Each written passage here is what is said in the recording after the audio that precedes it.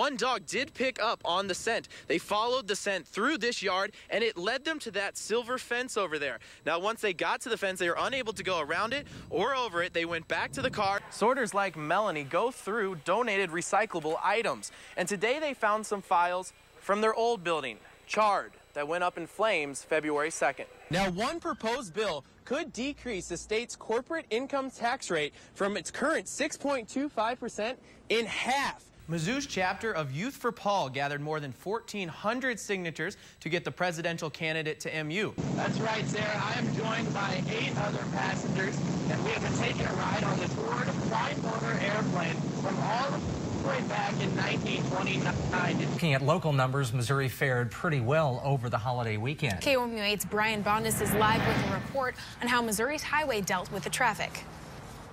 The Missouri State Highway Patrol recorded statistics from Wednesday at the end of the workday till Sunday at the end of the day. In that time period, troopers investigated 350 crashes. That's down 15 from last year. But in those crashes, there are 140 injuries, which is up 15 from 2011. Troopers gave out 140 driving while intoxicated tickets.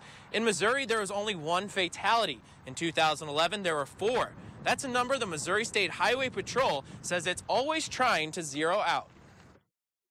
Just a few years ago, where as far as fatalities go, we were in double digits. So as we've gone through the years, we've been able to reduce those numbers down, and a lot of that has to do with the stepped-up enforcement campaigns as well as the educational programs we use. Now, that 1 fatality happened to a driver not wearing a seatbelt. The passenger had one on and survived. The Missouri State Highway Patrol is reminding everyone that the few seconds it takes to buckle up saves lives. Reporting live in Columbia, Brian Bondus, KOMU8 News. After America honored its veterans yesterday, a Mid-Missouri veteran moved into his new home today. KOMU8's Brian Bondus shows off Corporal Tyler Huffman's long-awaited new lifestyle. This isn't your typical open house. You couldn't ask for a better house. I mean, you can't build a better one. This is everything we wanted. That's the way this house is built. Jefferson City's Operation Tyler joined with national organizations to build Tyler Huffman a new wheelchair-accessible home, one he and his whole family can enjoy. What is it, Matthew? Clean. Clean? Huffman was shot and paralyzed from the waist down in 2010 while serving in Afghanistan. He's part of the Building for America's Bravest program, which the director says can be life-changing.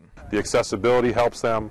It helps their families to be more independent. They don't need as much support. Tyler got the key to his new smart house, called smart mostly because of the 22nd century key he got that controls the security cameras, TVs, and temperature.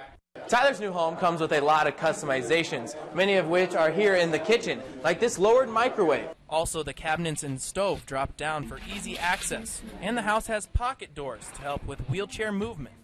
All that just makes it so much easier to where I'm not trying to strain, I'm not trying to lift myself up or scrape up against something just so I can reach it. And that makes a big difference to me. It makes all the difference in the world. A world with more opportunities, thanks to a supportive community and a new home. Brian Bondus, KOMU8 News, Jefferson City.